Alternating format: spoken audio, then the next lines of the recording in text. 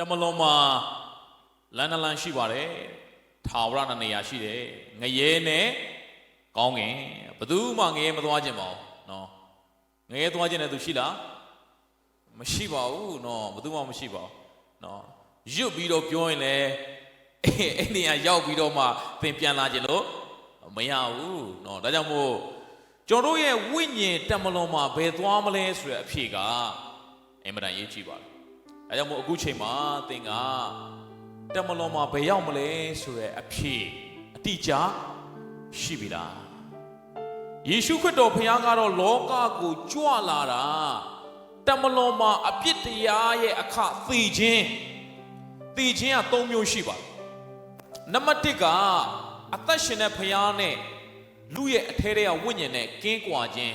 Ada Batama Thijin, no call. Piane, Lune, King Quajin, Baja, King Quayada, Les, we know, a Piga, a Pigeon Pipare. Then Shine Piane, Ludane, King Quayajin, a Piga, a Pigeon, King Quana Pipare. Ada Batama Thijin, no call. Piane, a subject chingo, Thijin, no Biobar. Thijin Sure DEAT dash Eddie Thijin Sure a Tape English Muyinzagaga Depa Sure Quaquajin Lava. Thijin Sura Quaquajin a subject chain of Cobalt.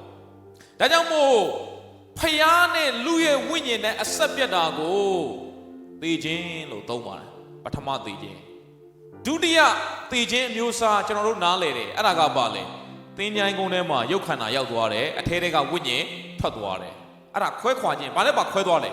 Canane, Winnie, Quaquadware, Ara Thijin, Locoa, Canaya, the Yango Yak. Never any winning a bed warmly.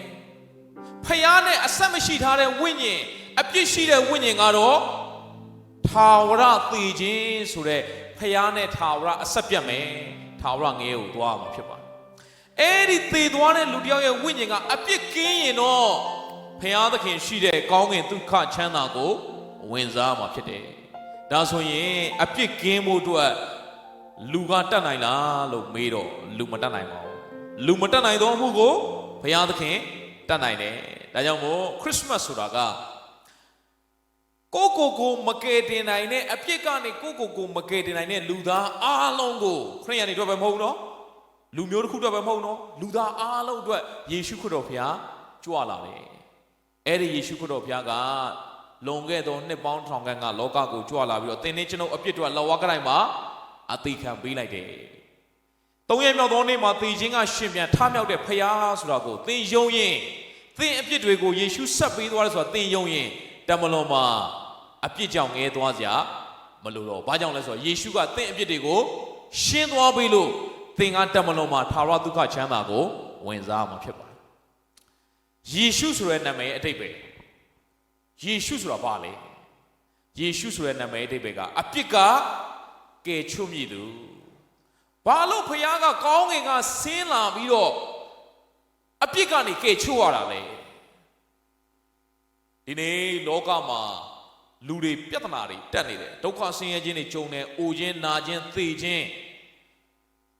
A Pidiai car, Thijin, Lujanga, a Thijin, Matangema, Logama, Atashiana, Tropiman and all. Sawood was Shayare, Whipwood one, Newood was Yoga, Tonto, Pimasi Engine, Trocayare.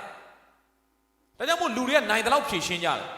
Yadiru Pularakama, the Bawatia, Yadiru, the Kamo Molojare, Yoga, the Pilarakama, Siwari Pandijare, Sibori Pilarakama, Nina, Loja, Mio Luria Balole, Ha, Piatana, Pishimu, Juzare. Have we made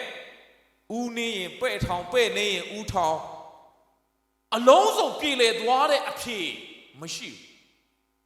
Tibuadema, Alonso Pile, Dwabuyan, to a Lumia Dwabuyan, to a Piatanaga, Simigusha, Be Piatanaja, Dilo Boya, Doka Siengine, Doka Siengino Pure Common, not sure. Machine do a Doka Siengino Tena, Moshida Doka, Shida let Doka, Machida le, Doka, the Chuatene, Sazia Machida Chiniama, and a Doka Siengin Lieutenant. Mohuno, Sazia Shida Chiniale, Doka Siengime, General Eddie, a Chonka Dware, General အိုးလာရှုဘတ်မှာသင်တန်းသွားပြီးတော့ရန်ကုန်ကလာတဲ့ဆရာတွေဆိုတော့သူကအကြံသင်တန်းဆရာတွေအတွက်သီးသန့်စဖို့မှုတယောက်ကိုငှားပြီးတော့သူကရှေ့ချက်ကျွေးတာသင်တန်းကာလတစ်ပတ်လုံးဘယ်အလူရှင်မှလက်မခံဘူးတဲ့အဲ့ဒီအမျိုးသမီးကဝတ်တိုင်လာရှုတစ်မျိုးလုံးကိုဝတ်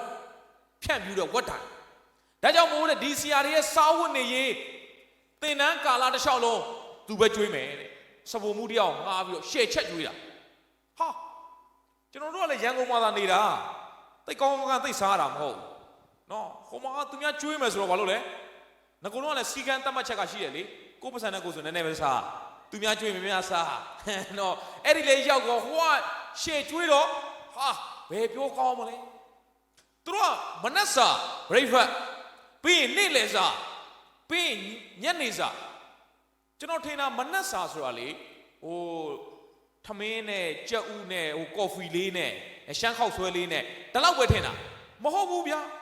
မနက်စာစပွဲဝိုင်းကအပြည့်ဟောက်ဆွဲကြော်တပွဲကြာစံကြော်တပွဲငါးကင်တကောင်ဝက်ပေါင်တစ်ခုဟာပြီးတော့အဲ့ဒါမှာအသီးရွက်ကြော်ရောဗျာအများကြီးပဲစုံဟင်းကြော်ရောဟာမနက်စာကဟိုနေ့လေစာလောက်ရှိတယ်ဟာဘယ်ရမလဲကျွန်တော်စစချင်းဆိုတော့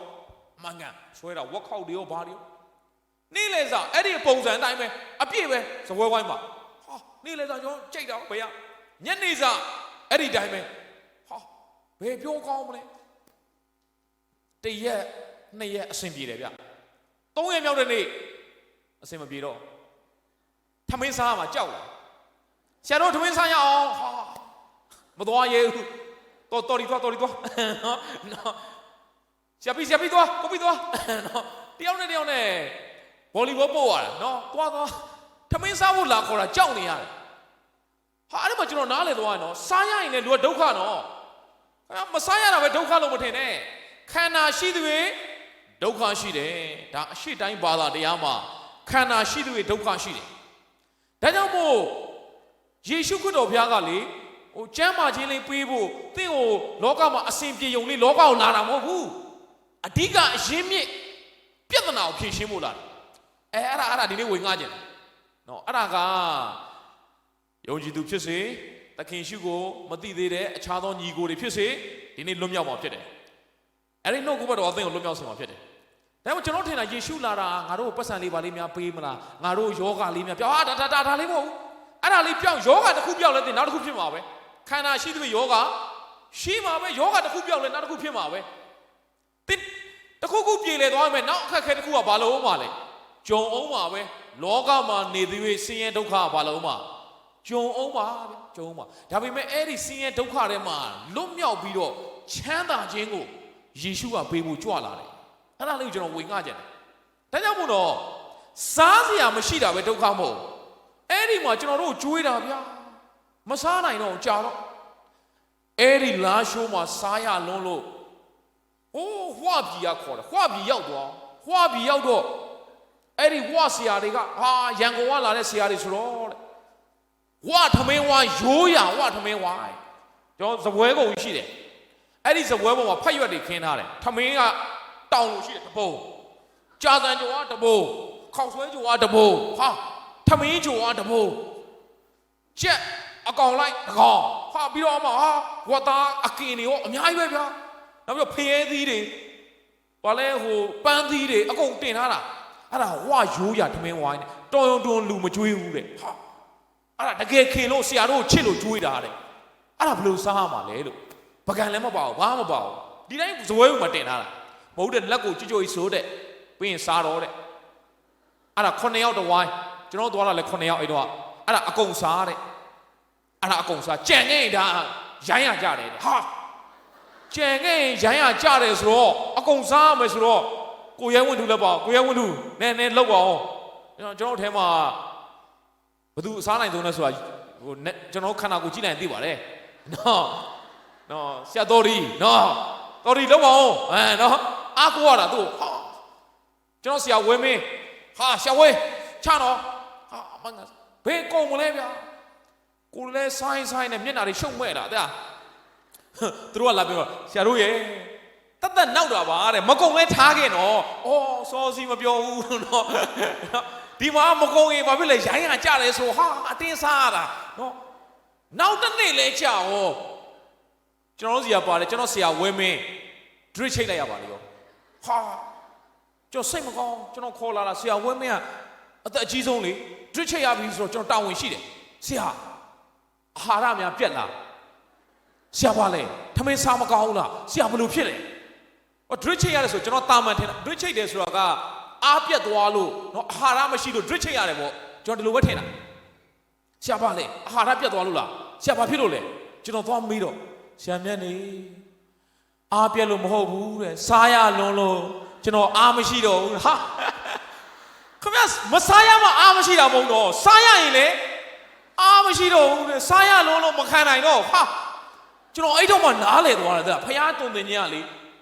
လူဆိုတာကားတဲ့စားစရာမရှိမှဒုက္ခမဟုတ်ဘူးစားစရာတွေရှိရင်လေခင်ဗျဒုက္ခစားရလွန်းလို့ဘာဖြစ်သွားလဲဒရစ်ချိတ်လိုက်ရတယ်ကျွန်တော်အဲ့တော့မှပဲကြားဘူးတော့တယ်နော်စားရရင်လေဒုက္ခဒါကြောင့်မို့နော်ချစ်တော်ရောက်စီတိုင်း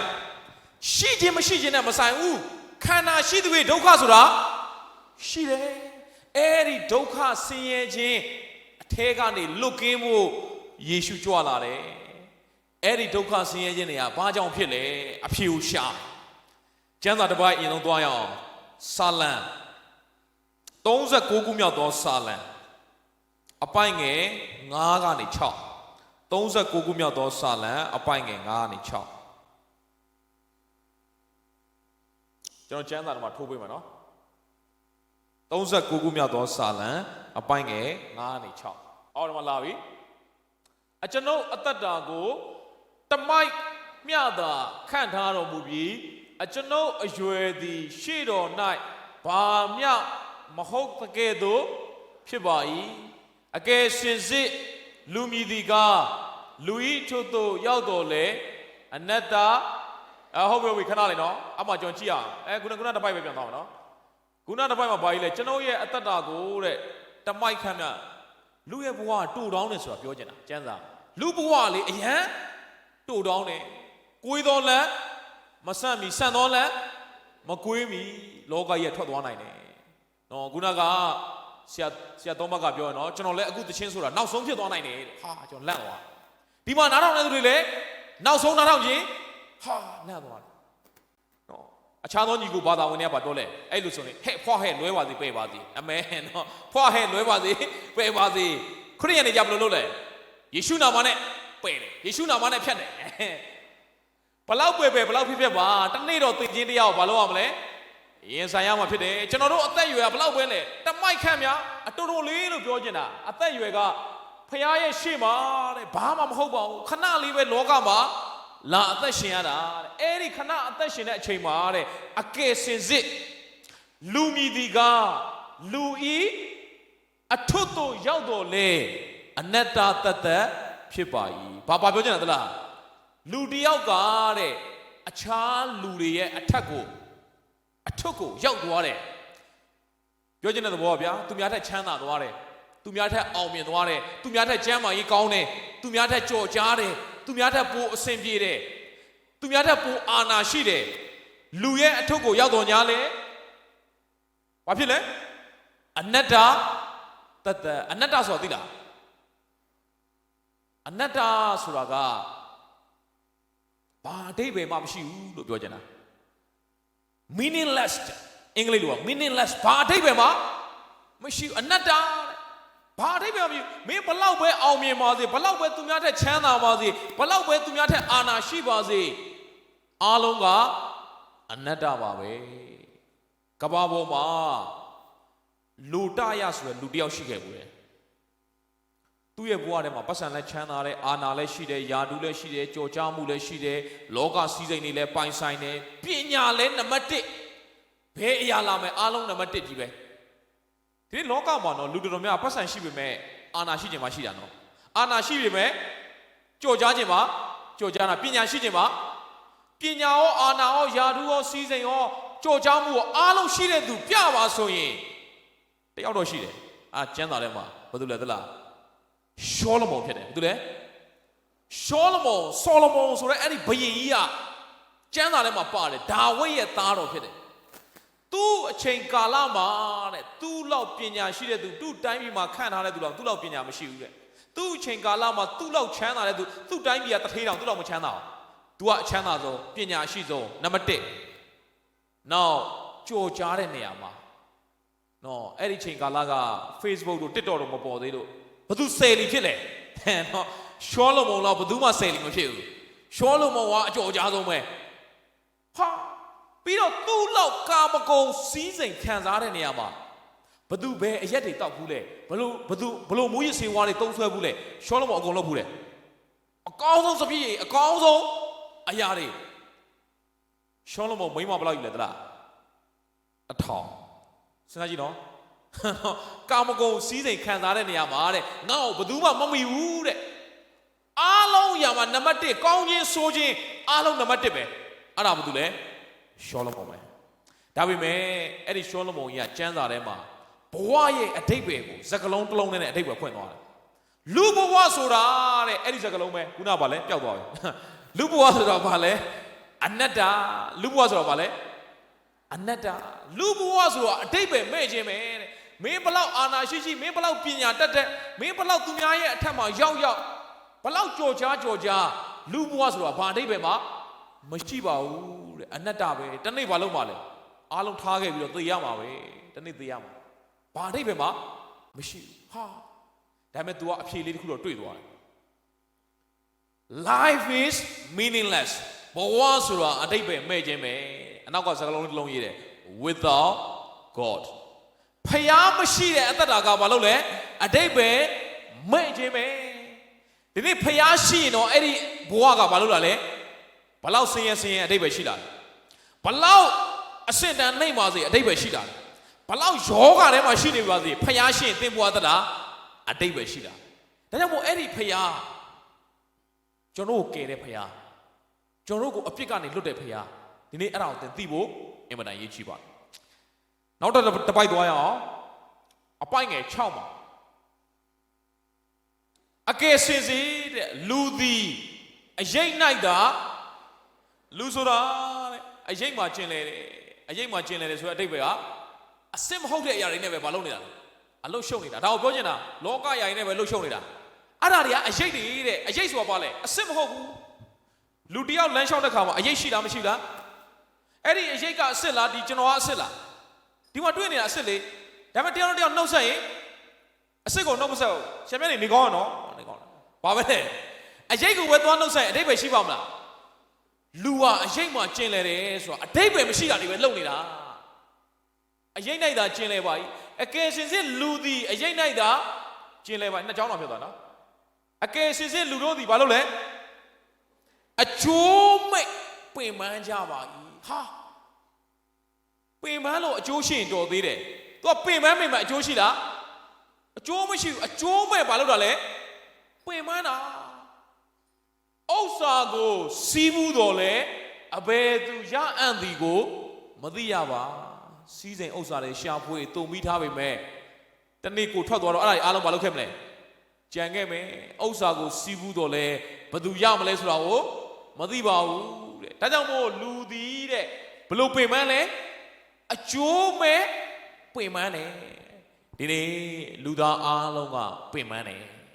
အကျိုးရှိလားဆိုတော့ဘာအကျိုးမှမရှိဘူးအကျိုးမဲ့ပင်ပန်းတယ်ဘာလို့ဒီပင်ပန်းခြင်းဆင်းရဲခြင်းဒုက္ခပြဿနာဘယ်လာလဲဒီပေခြင်းတရားမတိုင်ခင်မှာလူကလောကထဲမှာအသက်ရှင်တဲ့အခါမှာပင်ပန်းခြင်းဆင်းရဲခြင်းအဲ့ဒီဒုက္ခတွေဘယ်လာလဲအားလုံးရဲ့ဇစ်မြစ်ကိုပြန်ကြည့်တဲ့အခါမှာအဖြစ်ကလာတယ်ဘယ်လာလဲဖျားသခင်ကဘာကြီးကိုဖန်ဆင်းစားတော့ကလူယောက်ျားနဲ့လူမိန်းမဘာအပြစ်မှမရှိဘူးဘာပင်ပန်းခြင်းမှမရှိဘူးဒါပေမဲ့ဖျားသခင်ကပြောတယ်ဥယျာဉ်အလယ်မှာရှိတဲ့ကောင်းမကောင်းသိကျွမ်းရအပင်ရအသီးကိုမစားနဲ့စားသောနေ့မှာဧကံမှန်သေလိမ့်မယ်တချို့ကလည်းမေးခွန်းထုတ်တယ်ဖျားသခင်ကလည်းမစားစေချင်မှာတော့စိုက်မထားပါနဲ့လားဘာလို့ဘုရားသခင်ကသွားစိုက်ထားလဲစိုက်ထားတော့စားမှာပေါ့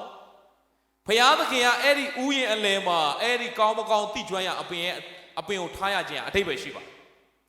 လူကိုဖြောက်မှတ်စွာဖန်ဆင်းထားတော်ညာလဲ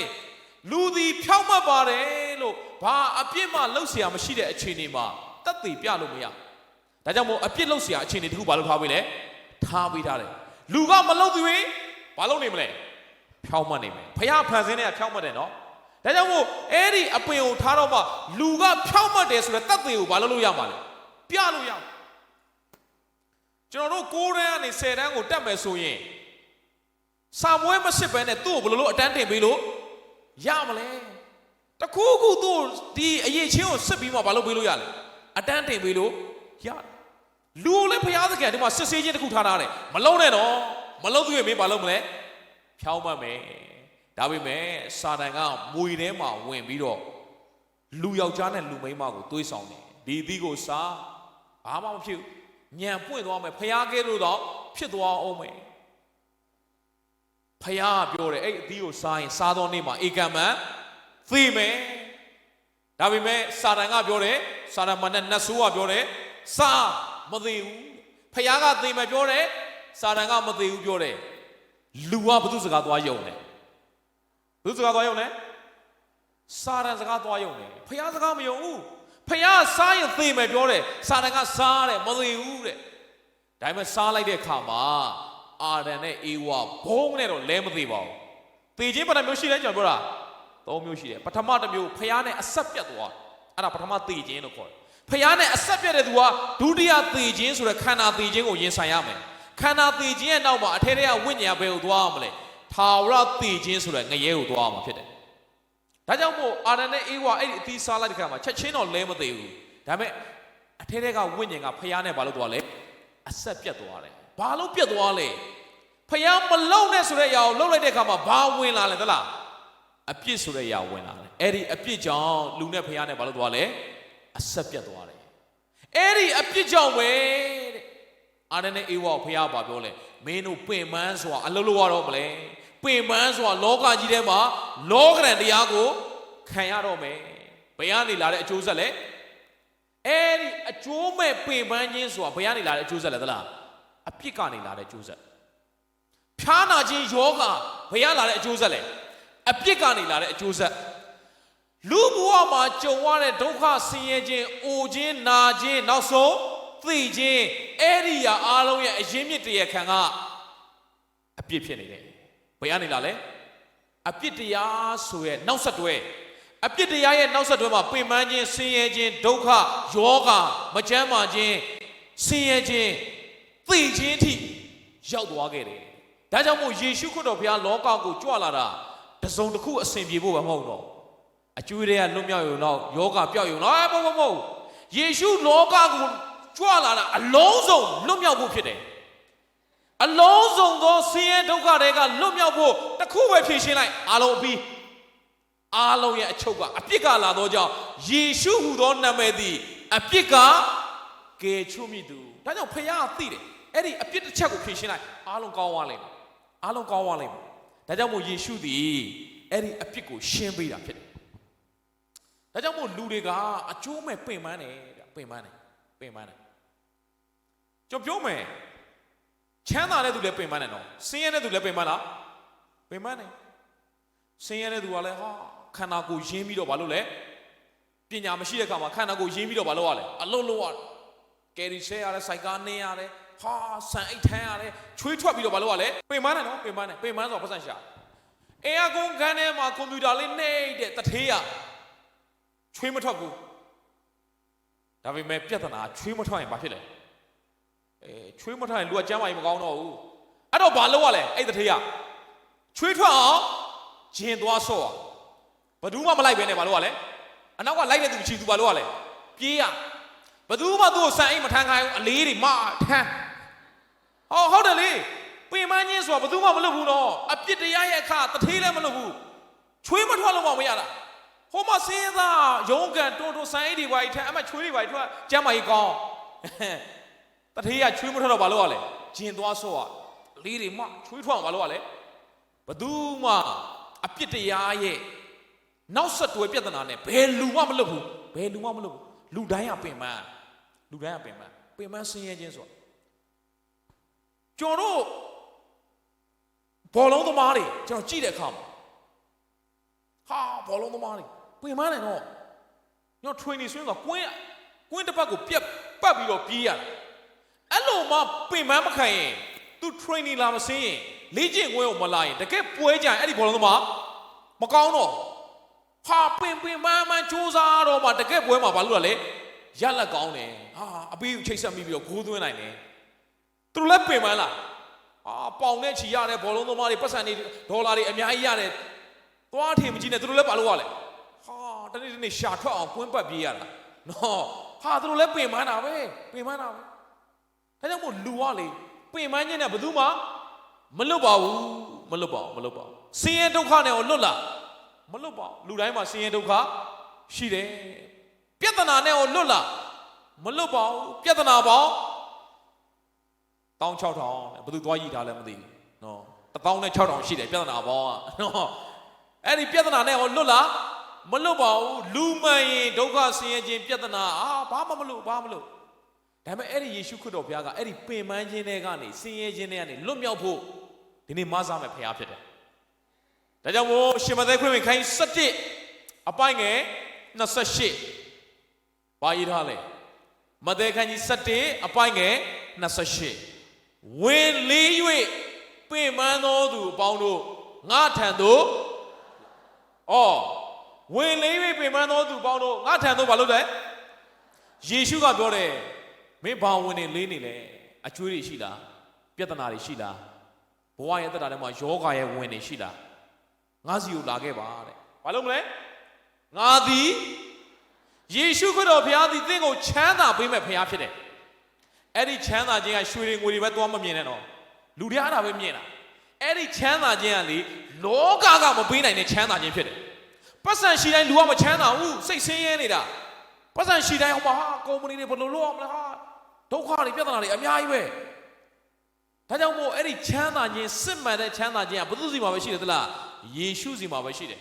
ဒါကြောင့်မို့ယေရှုကပြောတာမင်းဝင်လေးပြီးတော့ပင်ပန်းနေတာငါမင်းကိုရွှေတွေငွေတွေပေးမယ်မပြောဘူးငါထံကိုလာတဲ့ဘာလို့သူစီလာခိုင်းတာလဲအဲ့ဒီချမ်းသာခြင်းကသူစီမှာပဲရှိလို့စစ်မှန်တဲ့ငြိမ်သက်ခြင်းချမ်းသာခြင်းကဘုသူစီမှာပဲရှိတယ်ယေရှုစီမှာပဲရှိတယ်ဒါကြောင့်မို့သင်ဝင်တုတ်တွေနဲ့ပင်ပန်းနေလားဝင်လေးနေလားဝင်လေး၍ပင်ပန်းသောသူအပေါင်းတို့ငါထံသို့လောကမှာဝင်လေးပြီးတော့မပင်ပန်းတဲ့သူဘယ်သူမှမရှိပါဘူးအားလုံးဝင်လေးပင်ပန်းတယ်ဒါပေမဲ့အဲ့ဒီယေရှုစီရောက်သွားရင်လေဘာခံစားရလဲချမ်းသာခြင်းကိုခံစားအဲ့ဒီယေရှုခရစ်တော်ဘုရားအသင်ကိုစစ်မှန်တဲ့ချမ်းသာကိုပေးမဲ့ဘုရားဖြစ်တယ်အဲ့ဒီယေရှုခရစ်တော်ဘုရားပေးမဲ့ချမ်းသာကယောဂရှိလားလာခဲ့ယောဂမရှိတော့ဘူးဆင်းရဲလားလာခဲ့ချမ်းသာသွားမယ်ဟာလားပြဿနာရှိလားလာခဲ့ဘာပြဿနာမှမရှိတော့အဲ့ဒီချမ်းသာမဟုတ်နားလည်အောင်ပြောပြမယ်နော်လူဆိုတာယောဂတစ်ခုပြောရင်နောက်ယောဂတစ်ခုဖြစ်မလားမဖြစ်ဘူးလားဖြစ်မယ်လူဆိုတာဘယ်အတိုင်းတာတိရရင်အဆင်ပြေပြီလေလောဘကအတော်မသက်ဘူးကျွန်တော်တို့အီကိုဘာသာရက်မှာဘောဂဗေဒဘာသာရက်မှာအတော်မသက်နိုင်သောလူဤဆန္ဒနဲ့လောဘတော့လူဤဆန္ဒနဲ့ရှားပါသောကုံစီတဲ့လူရဲ့ဆန္ဒကိုဖြည့်ဖို့အတွက်ကုံစီဘာလို့လဲရှားပါလုံးနဲ့လူဆိုတာဖဏတ်ဗနေရန်ရှင်းလုံလောက်ပြီလေအိမ်မှာဖဏတ်စင်မှာဖဏတ်တွေအများကြီးပဲအားလုံးစီးလို့ရလားခြေထောက်မှာတရံလက်မှာတရံခေါင်းမှာတရံနှရွက်မှာတရံတော့ဒီမှာတရံစီးလို့မရပါဘူးသင်ဖဏတ်တွေအများကြီးရှိဘယ်နေရာမှစီးလို့ရလဲမကျင်တတ်ဘူး3-4ရက်စွတ်စီးရင်လည်းစီးပေါ့နော်ဘာလို့ပြောမလဲကိုယ်ဘယ်သူမှမထည့်မလဲတော့နည်းနည်းလွတ်သွားပြီလားဒီလိုထင်ပါပေါ့ဖဏတ်တွေအများကြီးရှိတယ်ဘယ်နေရာမှစီးလို့ရလဲတရံမှစီးလို့ဒါပေမဲ့လူကလောဘနော်တရံနဲ့မလုံတော့ဘူးအများကြီးဒါကြောင့်မို့လူရဲ့လောဘလေအတော်မတတ်နိုင်ကျွန်တော်10 တန်းကျောင်းသားဘဝမှာအဲ့ဒီစလေဥပုံညာရေးတဲ့ရေသည်ပြဆက်အရန်သဘောကျလူဘဝရဲ့အကြောင်းကိုတင်ပြထားတာလူဘဝရဲ့အကြောင်းကိုရေသည်ယောက်ျားကရေထမ်းရောင်းတယ်ကြည်ထမ်းရောင်းအဲ့ဒီရေရောင်းရတဲ့ပတ်စံလေးတွေသူစုထားတယ်ဟိုးမြောက်မြို့ရိုးကြားမှာငွေ4 ရွေတဲ့အဲ့ဒါမှစုထားရေသည်မိန်းမနဲ့သွားတွေ့တော့ရေသည်မိန်းမနဲ့တွေ့တော့နှစ်ယောက်စလုံးကလည်းအလုံငန်းကလည်းတူတယ်ပတ်စံလည်းမရှိတခြားလူလည်းကိုယ်ဘယ်သူမှယူမှာမဟုတ်ဘူးအဲ့တော့နင်းတဲ့ကနဲ့ယူအောင်ဟိုကလည်းယူတာပေါ့ယူမယ်ဆိုတော့မြင်္ဂလာဆောင်ဖို့ပတ်စံရှိလားမြင်္ဂလာပွဲတွေပါကျင်းပဖို့တော့မရှိဒါပေမဲ့ဟိုမှာဘယင်နန်းတက်ပွဲရှိတယ်အဲ့ဒီကြရင်ပွဲလုံးမှာပွဲစည်းတန်းအဲ့ဒီပွဲစည်းတန်းကြရင်ငါတို့တခုခုစားပြီးတော့အကျဉ်လင်များမြောက်ပြီပေါ့ပတ်စံရှိလားရှိတယ်ဘယ်လောက်ရှိတယ်4 ရွေးရှိတယ်မြောက်မျိုးကြားမှာဟွက်ထားတယ် ဟာအဲ့ဒါဆိုသွားယူလေဒါဆိုရင်ငါတို့ဘာလုပ်ပြီလဲလင်မယားဖြစ်ပြီပြေးတာ तू ရေတဲ့မိမနဲ့တွေ့တာတနေရ तू ပတ်စံထားတာတနေရတကယ်လေခွင်းပြင်ကြီးကိုသဲကန်နာရဖြတ်ပြီးတော့ तू ပြေးတာဘယင်ကနန်းတော်ကနေမှန်ပြောင်းနဲ့ကြည့်တာလူတယောက်တဲ့နေပူအပေါ်အပူချိန်အောက်ကသဲရအပူချိန်နဲ့အဲ့ဒီကြားထဲမှာပြေးတာရိုးရိုးမပြေဘူးခုံပေါက်ပြီးပြေးတာမိမရတော့မိမရတော့မယ်နော်ခုံပေါက်ပြီးတော့လေပြေးတာတွေ့လဲတွေ့ရောဟာဒီလူသေလိုက်မယ် तू ပြေးတဲ့နေရာကအဆုံးစမဲ့တဲ့ကွင်းမြင်ကြီးကိုပြေးနေတာအပေါ်အပူအောက်ကပူနဲ့သေလိုက်မယ်သွားခေါ်ခဲ့စမ်းဘာလို့တလောက်တောင်ပြေးရတာလဲနန်းတော်ရောက်ခမည်းဘာကြောင့်ပြေးရလဲကျွန်တော်ကရေသည်ယောက်ျားပါရေရောင်းစားတာဘယ်သူမှကျွန်တော်ယူမဲ့သူလည်းမရှိဘူးရေသည်မိန်းမနဲ့တွေ့တော့ကျွန်တော်ဘာလုပ်မလဲလက်ထပ်ဖို့တဲ့မြောက်မျိုးကြားမှာရှိတဲ့ငွေလေးကိုသွားယူတာကျွန်တော်ပျော်လုံးလို့ပြေးတာတဲ့ဒီမှာပူတဲ့တန်တော့ကျွန်တော်မစင်စားမိဘူးမင်းသေလိုက်မယ်အဲ့လိုမပြေးနဲ့မိန်းမမရပဲစောစီခန့်သွားမယ်နော်ဘယင်စောစီမင်းသေသွားမယ်ဒီလိုလို့သွားမယူနဲ့တော့ငါပေးမယ်အဲ့ငွေလေးငါပေးဘာမှမဖြစ်စတော့ကွာငါပေးမယ်ရည်တယ်ရောက်ပါလို့လေအရှင်မင်းကြီးပေးတဲ့ငွေလေးလည်းယူပါမယ်တဲ့ဟိုမြတ်မြူကြဖွက်ထားတဲ့ငွေလည်းကျွန်တော်သွားယူမယ်တဲ့ဟာမင်းကခေါင်းပါလားပြောလို့မရပါလားဒီလိုလို့တပိတ်သာပေးမယ်မင်းတရားဆိုမင်းချမ်းသာပြီနော်ဘာမှသွားမယူနဲ့တော့အရှင်မင်းကြီးပေးတဲ့ငွေတပိတ်သာလည်းယူပါမယ်မြောက်မြူကြငွေလေးလည်းသွားယူပါမယ်ဟာဒီကောင်ပြောလို့မရဒါဆိုမင်းကငါတထေးဖြစ်လောက်တဲ့စီးစိမ်ငါပေးမယ်ကွာအရှင်မင်းကြီးပေးတဲ့စီးစိမ်လည်းယူပါမယ်မြောက်မြူကြငွေလေးလည်းယူပါမယ်ဟာပြောလို့ဆိုလို့မရပါလားနောက်ဆုံးပေးစရာကမင်းကငါကွာတဲ့အဆုံးဆုံးဘယင်ကအိမ်ရှိမင်းသားယာတူးပေးမယ်အရှင်မင်းကြီးပေးတဲ့အိမ်ရှိမင်းသားယာတူးလည်းယူပါမယ်မြောက်မျိုးကြဝတ်ထားတဲ့ငွေလေးလည်းဘလို့မှပြောလို့မရဘယင်ကနောက်ဆုံးသူ့နေရာပေးဖို့ပဲကြံတော့အဲ့တော့ဘယင်ကဘာမှမတတ်နိုင်တော့ကဲမင်းယူခြင်းလည်းယူတော့အဲ့ဒါတော့ဘယင်ဝတ်ဆောင်ဝတ်ပြီးအိမ်ရှိမင်းသားဖြစ်တာသူ့ရဲ့တပည့်တပန်းနဲ့ဘာသွားယူလဲငွေလေးရွေးကိုမရမကသွားယူသေးတာဟာတို့နဲ့ပြောအောင်မဆိုတော့ तू ကအိမ်ရှိမင်းသားဖြစ်တော့အိမ်ရှိမင်းသားဖြစ်လည်းဖြစ်ရောဘယင်ကတောစကားတောလိုက်တာပေါ့နော်တောကစားလာရင်နော်အဲ့ဒါထွက်တော့ပန်းချံတစ်ခုမှနော်ဥယျာဉ်တစ်ခုမှမောလို့ဘယင်ကအဲ့ဒီအိမ်ရှိမင်းသားရဲ့ပေါင်ပေါ်မှာခေါင်းလေးအုံပြီးတော့အိတ်နေတဲ့ချိန်မှာဒီရေသည်ယောက်ျားအခုတော့ရေသည်ယောက်ျားမဟုတ်တော့အိမ်ရှိမင်းသားဖြစ်သွားပြီဒါပေမဲ့သူ့ရဲ့စိတ်ထဲမှာအဲ့ဒီခေတ်ချိန်ကာလကဘယင်ကိုတတ်ရင်ဘယင်ဖြစ်တယ်ဒီဘယင်ကိုငါဒီမှာဘေးနားမှာလဲတန်လျက်ကအဆင့်သစ်ပဲဘာလုပ်လိုက်လဲထိုးတက်လိုက်တော့ငါဘာဖြစ်ပြီလဲဘယင်ဖြစ်ပြီဒါပေမဲ့စိတ်ကောင်းအောင်ပြောင်းဝင်လာပြောင်းဟာမလုပ်သင့်ဘူးတလုတ်စားဘူး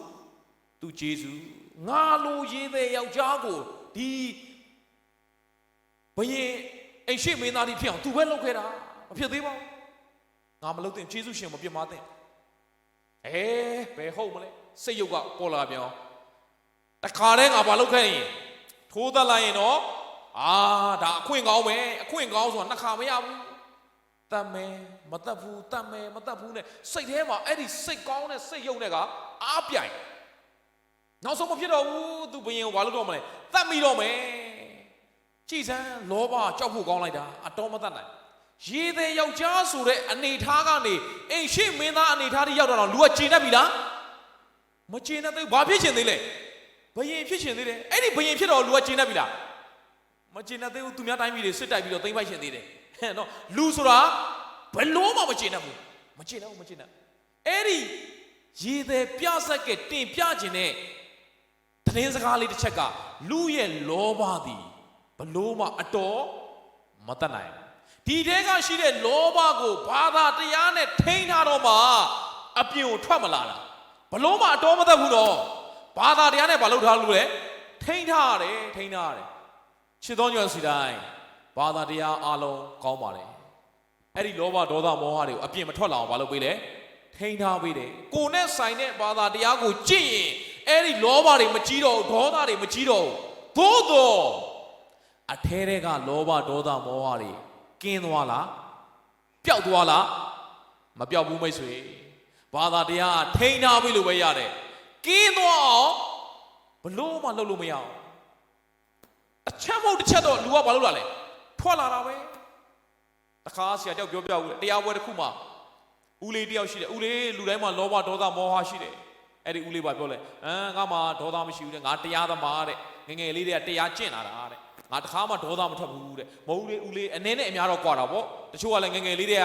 စိတ်ရှည်တဲ့သူရှိတာမဟုတ်ဦးတဲ့ငါတခါမှဒေါသမထွက်ဘူးတဲ့ငါဒီမှာဒေါသမရှိဘူးတဲ့မဟုတ်ဦးလေးမရှိဘူးတော့မဟုတ်ဘူးအထဲထဲမှာရှိတယ်အပြင်ကိုမထွက်သေးတာပဲဖြစ်ကောင်းဖြစ်မယ်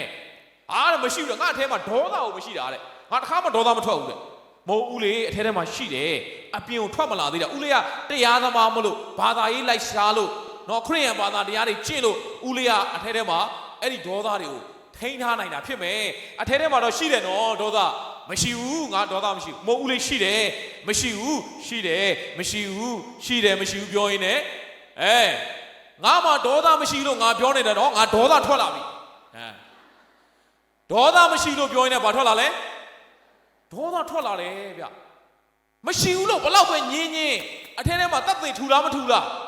တတ်သိထူတယ်နော်တတ်သိထူတယ်တတ်သိထူတယ်အထဲထဲကလောဘဒေါသမောဟကိုလေကိုယ့်ရဲ့ဘာသာတရားနဲ့ထိန်းထားလို့ပဲရတယ်ခရစ်ယာန်လည်းခရစ်ယာန်ဘာသာတရားနဲ့ထိန်းအခြားသောညီကိုဘာသာလည်းကိုယ့်ရဲ့ဘာသာနဲ့ဘာလို့ထားလို့ရလဲထိန်းထားလို့ရတယ်ကင်းသွားအောင်လုပ်နိုင်လားမလုပ်နိုင်အဲ့ဒီကင်းသွားအောင်လုပ်ပေးတာကယေရှုခရစ်တော်ဖခင်ပဲလုပ်ပေးတယ်သင်နဲ့ကျွန်တော်အပြစ်တို့ကလက်ဝါးကတိုင်မှာအသေးခံခြင်းအပြင်အဲ့ဒီအပြစ်တွေကိုလောဘဒေါသမောဟတွေကိုသူရှင်းပေးလိုက်တယ်အဲ့ဒီယေရှုကိုသင်ယုံရင်တမလွန်မှာအဲ့ဒီလောဘဒေါသမောဟကြောင့်သင်ငရဲသွားစရာမလိုတော့သာရဒုက္ခချမ်းသာကိုဝင်စားမှာဖြစ်တယ်အဲ့ဒီယေရှုဖခင်ကခရစ်ယာန်ရဲ့ဖခင်ပဲမဟုတ်ပါဘူးခရစ်ယာန်တွေပဲကယ်တဲ့ဖခင်မဟုတ်ပါဘူးအဲ့ဒီယေရှုဖခင်လောကကိုကြွလာတဲ့အချိန်မှာခရစ်ယာန်ဘာသာမပေါ်သေးပါဘူးခရစ်ယာန်တယောက်မှမရှိသေးပါဘူးဒါကြောင့်မို့ချစ်တော်ရစီတိုင်းခရစ်ယာန်ဘာသာဝင်လို့လည်းကောင်းကင်နိုင်ငံမရောက်ဘူးနော်ခရစ်ယာန်ဘာသာဝင်တိုင်းလည်းကောင်းကင်နိုင်ငံမရောက်ဘူးယေရှုကိုကိုယ်တိုင်ကိုကြားရှုံမှပဲရောက်မလဲကောင်းကင်နိုင်ငံရောက်မှာဖြစ်တယ်အဲ့ဒီယေရှုခရစ်တော်ဘုရားကအတော်မသက်နိုင်တဲ့လောဘတွေအတွက်ဒီနေ့အဲ့ဒီအပြစ်တရားတွေအတွက်လက်ဝါးကတိုင်းမှာအသေးခံဖို့လောကကိုကြွဆင်းလာပြီးတော့သင်နဲ့ကျွန်တော်ပြစ်တော့အသေးခံခဲ့တယ်အဲ့မို့အဲ့ဒီယေရှုခရစ်တော်ပြောပါတယ်မင်းဝင်လေးနေတာတဲ့ပင်ပန်းနေလားဘာသာရေးဝင်တော့တွေရှိလားအကျွေးဝင်တော့တွေရှိလားပြဿနာဝင်တော့တွေရှိလားမိသားစုဝင်တော့တွေရှိလားစားဝတ်နေရေးဝင်တော့တွေရှိလားငါစီလာခဲ့စမ်းပါတဲ့ငါဘာလုပ်မလဲချမ်းသာပေးမယ်အဲ့ဒီချမ်းသာပေးမယ်ဆိုတာလေရွှေတွေငွေတွေတိုက်တွေကားတွေပေးမယ်ပြောတာမဟုတ်ဘူးဘယ်လိုအခက်ခဲပဲကြုံအထဲထဲမှာငြိမ်သက်နေတဲ့ချမ်းသာမျိုးတထေးတွေမရနိုင်ပတ်စံရှိတိုင်းလည်းမရနိုင်အောင်မြင်တိုင်းလည်းမရနိုင်ကြွယ်ဝတိုင်းလည်းမရနိုင်ယောဂါတွေကင်းပြီးတော့အနာယောဂါမရှိပဲကျမ်းမာတဲ့သူတိုင်းလည်းမရနိုင်ဘူးယေရှုကိုရတဲ့သူကအဲ့ဒီစစ်မှန်တဲ့ချမ်းသာကိုရမှာဖြစ်တယ်အာမင်အဲ့ဒီစစ်မှန်တဲ့ချမ်းသာကိုပေးဖို့ယေရှုလောကကိုကြွလာတာဖြစ်တယ်ဒါကြောင့်မို့သင်ရဲ့ဝင်တော့ဝင်မိုးတွေရှိရင်ယေရှုစီလာခဲ့ပါအဲ့ဒီယေရှုကအားလုံးရှင်းပေးမယ်ဘုရားဖြစ်တယ်ဝင်လေပင်ပန်းသောသူပေါင်းတို့ငါထံသို့လာကြလောငါဒီဘာလုပ်မလဲချမ်းသာပေးမယ်ချမ်းသာပေးမယ်နောက်တစ်ပိုင်းရှိတယ်အပိုင်းငယ်29မှာငါထံ၌ငါတဘိုးကိုတင်၍ထမ်းကြလောငါထံ၌နီးခံကြလောငါသည်နူးညံ့သိမ်မွေ့နှိမ့်ချသောစိတ်တော်ရှိသင်တို့စိတ်နှလုံးသည်သက်သာခြင်းကိုရလိမ့်မည်ကြည်စမ်းမင်းနှလုံးသားထဲမှာငြိမ်အေးသွားပြီးတော့ငြိမ်ချမ်းသွားပြီးတော့မပူလောင်တော့အဲ့ဒီပင်ပန်းခြင်းမရှိတော့အခြေအနေတွေဘယ်လိုပဲရှိတော့ယောဂါတွေဘယ်လိုပဲရှိပြဿနာအထဲထဲမှာမပင်ပန်းတော့စိတ်နှလုံးကဘာလို့သွားမလဲသက်သာခြင်းကိုရမယ်ငါတဘိုးကိုတင်၍ဒါဘာကိုပြောတာလဲငါထံ၌နီးခံပါကျွန်တော်ဖះအောင်မေးတယ်ကိုရောထံမှာနီးခံပါယေရှုကိုရောထံမှာနီးခံမယ်ဆိုတော့သခင်ယေရှုနီးလန်းဘာနီးလန်းလဲကျွန်တော်အဲ့ကျမ်းစာကိုဖတ်ရင်လည်းဖះအောင်မေးတော့ဖះသခင်ကျွန်တော်ဘာပြောလဲမျက်နေတဲ့ငါနီးလန်းတာတဲ့လှုပ်ခိုင်းသောနီးလန်းမဟုတ်ပါဘူးတဲ့လှုပ်ပေးသောနီးလန်းဖြစ်တယ်တဲ့အာမင်သခင်ယေရှုခရစ်တော်ဘုရားကလှုပ်ခိုင်းသောဘုရားမဟုတ်ပါဘူးလှုပ်ပေးသောဘုရားဖြစ်တယ်ဘာသာတရားအားလုံးကိုချုပ်လိုက်ဘာသာတရားညီမြခြင်းပြည့်ညတ်တရားညီမြခြင်းလှုပ်ခိုင်းသောတရားဘာတရားလဲကောင်းတဲ့နေရာရောက်ချိန်ကိုယ့်ဘာကိုလှုပ်ရမှာနော်လှုပ်ခိုင်းသောတရားဒါပေမဲ့ယေရှုခရစ်တော်ဘုရားကတော့လှုပ်ပေးသောဘုရားဖြစ်တယ်လူကမလှုပ်နိုင်ဘူးဆိုတာသိတဲ့အခါမှာဘုရားကလှုပ်ပေးတယ်ဒါကြောင့်မို့ဒီလှုပ်ပေးသောဘုရားကိုခရိယန်တွေဒီပြင်လင်သဘောမပေါက်ကိုယ့်ဘာကိုလှုပ်ပြီးတော့ပဲကောင်းကင်နိုင်ငံရောက်မယ်ထင်တာ ငါတို့ကျမ်းစာဖတ်မှာကောင်းဝင်နိုင်ငံရောက်မယ်ငါတို့ဆုတောင်းမှာကောင်းဝင်နိုင်ငံရောက်မယ်ငါတို့အလူငွေထဲမှာကောင်းဝင်နိုင်ငံရောက်မယ်ငါတို့ဖခင်เจ้าမှာတက်မှာကောင်းဝင်နိုင်ငံရောက်မယ်မို့ကျွန်တော်တို့လှုပ်ဆောင်ချက်နဲ့ဘာမှမဆိုင်သင်ကျမ်းစာဖတ်လို့လည်းကောင်းဝင်နိုင်ငံမရောက်ဆုတောင်းလို့လည်းကောင်းဝင်နိုင်ငံမရောက်ဖခင်เจ้าတက်လို့လည်းကောင်းဝင်နိုင်ငံမရောက်ဘူးခရစ်ယာန်ဘာသာဝင်ဖြစ်လို့ကောင်းဝင်နိုင်ငံရောက်တာလည်းမဟုတ်ဘူးအဲ့လိုပြောလို့ကျမ်းစာဖတ်စရာမလိုဆုတောင်းစရာမလိုဖခင်เจ้าတက်စရာမလိုအလူငွေထက်စရာမလိုလို့မဆိုလိုပါဘူးဖခင်เจ้าတက်ဖို့လိုပါတယ်အလူငွေထည့်ဖို့လိုပါတယ်ကျမ်းစာဖတ်ဖို့လိုပါတယ်လောက်ပါဒါပေမဲ့အဲ့ဒါတွေလှုပ်ချင်းကြောင့်ကောင်းဝင်နိုင်ငံရောက်တာတော့မဟုတ်ဘူးကောင်းဝင်နိုင်ငံရောက်ဖို့ဆိုတာကျွန်တော်တို့တက်နိုင်လားမတက်နိုင်ဘူးဒါကြောင့်မို့ငါထံမှာနီးခံပါတဲ့ငါကလှုပ်ပေးတော့ဖခင်ဖြစ်တယ်ကောင်းဝင်နိုင်ငံရောက်ဖို့ဘယ်သူလှုပ်ပေးတာလဲယေရှုကလက်ဝါးကတိုင်းမှာကျွန်တော်အပြစ်တွေအသေးခံပေးတာဖြစ်တယ်အဲ့ဒီယေရှုကနေ့စဉ်အသက်တာထဲမှာလဲကောင်းသောအသက်တာနဲ့အသက်ရှင်အောင်ငါလှုပ်ပေးမယ်လှုပ်ပေးတော့ဖခင်ဖြစ်တယ်ကျွန်တော်အဲ့ဒီအကြောင်းလေးကိုဘာမှနားလည်သွားလဲဆိုတော့ပြင်ဦးလို့ရတယ်ကျွန်တော်တရက်ပြန်လာတာနော်ကျွန်တော်မိတ်ဆွေကိုရဲဝင်းသူကသူအစီအစဉ်တစ်ခုသွားရရှိတယ်တဲ့ပြည်ပမှာတဲ့အဲ့ဒါလည်းဆရာမြတ်နေတဲ့ကျွန်တော်ပြင်ရမယ်တဲ့ဖုန်းဆက်တော့အဲ့ဆိုကျွန်တော်လိုက်ဖို့မှာဗောကျွန်တော်အဲ့ဒါပြင်ဦးလင်သွားနေတာဆရာဆိုင်းလဲပါတယ်ချက်ချင်းညနေဆောင်ကြီးကျွန်တော်ပြင်ဦးလင်ဆင်းလာကျွန်တော်ကားမောင်းတော့အရန်ဝါသနာပါတယ်ကားမောင်းကျွန်တော်လုံးဝမပင်ပန်းတော့ရှောက်ကျွန်တော်မောင်းအဲ့ဒီအမြန်လမ်းက12နာရီအထိပဲမောင်းလို့ရတယ်12နာရီဆိုဂိတ်တွေပိတ်သွားတယ်ကျွန်တော်ညဘက်ကြီးမောင်းတာတောက်လျှောက်115မိုင်ကို12နာရီထိုးကန်ဒီလောက်ရောက်သွားအဲ့ဒီမှာကျွန်တော်ကားပေါ်မှာပဲအိတ်လိုက်တယ်ဘာလို့ဆက်မောင်းလို့မရတော့မနေ့ကျတော့4နာရီလောက်ကြီး3နာရီခွဲလောက်ကြီးကျွန်တော်အစောကြီးထမောင်းလူကတညာလုံးနဲ့တမနက်လုံးကားမောင်းတော့ပင်ပန်းလာကျွန်တော်မောင်းနေကျွန်တော်အိတ်ငိုက်ရှင်တယ်လို့ဖြစ်လာမဖြစ်ဘူးလို့အိတ်ငိုက်ဒုက္ခရောက်မယ်39မိုင်လဲရောက်ဆရာတို့လက်ဖေးဝင်တော့အောင်ဆို39မိုင်လက်ဖေးဆန်ဟိုဘက်ကားလမ်းဆိုကျွန်တော်ကားကိုယူထမ်းကွေးလိုက်ပြီးတော့လက်ဖေးဆန်ဝင်အဲ့လက်ဖေးဆန်ဖွင့်ကားစားဆိုတန်ရှင်းနေလုံနေကြတန်ရှင်းနေလုံနေကြတော့ကျွန်တော်တို့အဖွဲ့ထဲမှာအမြန်ဆုံးသောသူကဘာတူလဲဆိုတော့ကျွန်တော်ဆရာဝဲမင်းကားကရက်တုံးမရှိသေးတယ်ကားပေါ်ဆင်းသွားပြီးတော့ဟိုအိမ်သားလဲသွားပြန်ထွက်လာမြန်လိုက်လားကျွန်တော်တို့တော့အခုမှကားပေါ်ဆင်းဆုံးရှိတယ် तू ကဘာလုပ်လာပြီလဲအပေါ့သွားပြီးတော့ပြန်ထွက်လာသူကကျွန်တော်ပြောဆရာမြတ်နေတဲ့အိမ်သားသွားရင်ကြည့်သွားတော့တဲ့ဘာဖြစ်လို့လဲဆရာအိမ်သားထဲမှာအမျိုးသမီးရှိတယ်ယောက်ျားလေးအိမ်သားမှာအမျိုးသမီးရှိဆိုတော့ကျွန်တော်အံ့ဩပါဘယ်ဟုတ်မလဲအမျိုးသမီးတယောက်ကမနဲ့အစောကြီးဆိုတော့ကျန်းတိုက်ပြီးတော့တန်ရှင်းလုံနေတာသူလက်ဖိတ်ဆိုင်ဖွင့်ကားစားဆိုတော့ဒါနဲ့ကျွန်တော်ကအမျိုးသားသွားတဲ့စီးကွက်မှာမသွားဘဲနဲ့ဟိုအိမ်သားထဲမှာကျွန်တော်သွားပြီးကျွန်တော်ပြန်ထွက်လာလက်ဆေးဘေးစင်မှာကျွန်တော်လက်ဆေးနေတဲ့အချိန်မှာဟိုအဲ့ဒီအိမ်သားထဲမှာအတန်တစ်ခုကြားအိမ်သားတစ်ကောင်တွန်းတာဒုံကျွန်တော်လည်းစဉ်းစားတယ်ဒီလူကဘာဖြစ်လို့အိမ်သားတစ်ကောင်ဒီလောက်ထိတွန်းနေရတာလဲအဲ့သူများအိမ်သားတကားတွေပြက်ကုန်ပါဗောဒါပေမဲ့ तू ကခဏနေတော့အတန်အော်လိုက်သမီးရဲ့ဦးလေးကိုလှုပ်ပါအောင်တဲ့သမီးရဲ့ဆိုတော့ဒီမှာသမီးလည်းမရှိဘူးဦးလေးဘာလှုပ်အောင်ပါလဲဦးလေးကိုဘာလှုပ်အောင်နော်သမီးရဲ့ဦးလေးကိုလှုပ်ပါအောင်တဲ့ပြီးလည်းထပ်အော်ပြောင်းသမီးရဲ့ဦးလေးကိုကယ်ပါအောင်တဲ့ကယ်ပါအောင်ဆိုပါလားသူ့ထဲမှာဘာဖြစ်လဲဗောနော်အိမ်သားတကားလည်းတွန်းပါဇက်ကလည်းအော်နောက်တော့သူထပ်အော်သမီးရဲ့ဦးလေးကိုလှုပ်ပါအောင်တဲ့ဦးလေးထဲထဲမှာပိတ်မိနေပြီတဲ့အထဲထဲမှာပိတ်မိနေပြီဆိုပြီးတော့အော်လဲဒါသူ့ထဲထဲမှာပိတ်မိနေလို့ဘာလုပ်လဲအော်ဒါဖြစ်မယ်လက်ဆေးနဲ့ကျွန်တော်ရီးချင်းလာတာဘေးနာတယောက်ကလည်းရီးချင်းလာတာအဲ့တော့ဘေးနာတယောက်မနေနိုင်တော့အဲ့ဒီဦးလေးကိုလိုက်ဦးလေး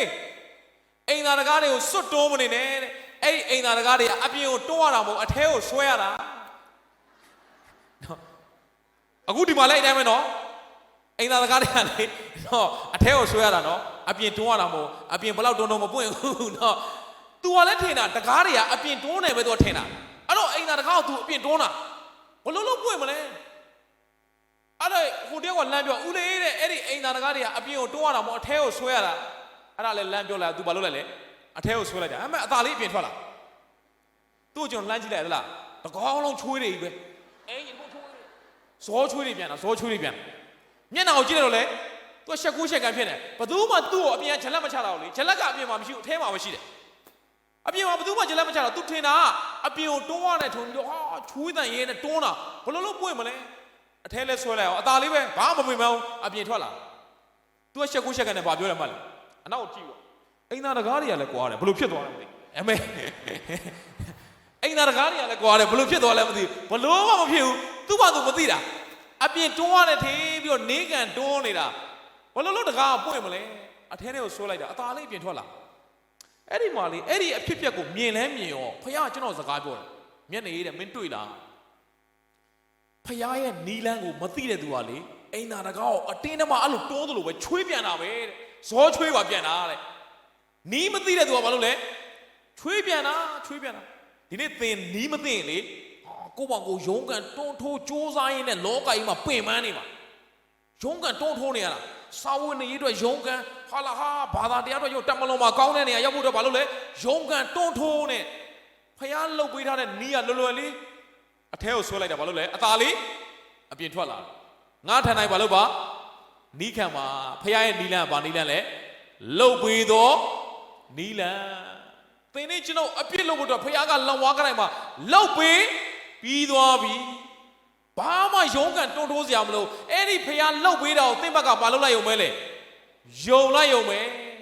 ဖယားသခင်လူစီကတောင်းဆိုတဲ့ຢာကလေယုံကြည်ခြင်းတစ်ခုပဲအများကြီးမတောင်းဆိုဟိုကလှုပ်အောင်မယ်ဒီကလှုပ်အောင်ဘာမှမတော့မင်းကလှုပ်ပေးတဲ့အရာကိုယုံပါဒီနေ့ခရိယန်တွေဒီပြင်လေဘာလို့မလွတ်မြောက်တော့လဲကိုယ့်ဘက်ကိုလှုပ်အောင်မယ်ထင်တာဒီနေ့ခရိယန်အသက်တော်ဆိုတာလှုပ်အောင်မဟုတ်တော့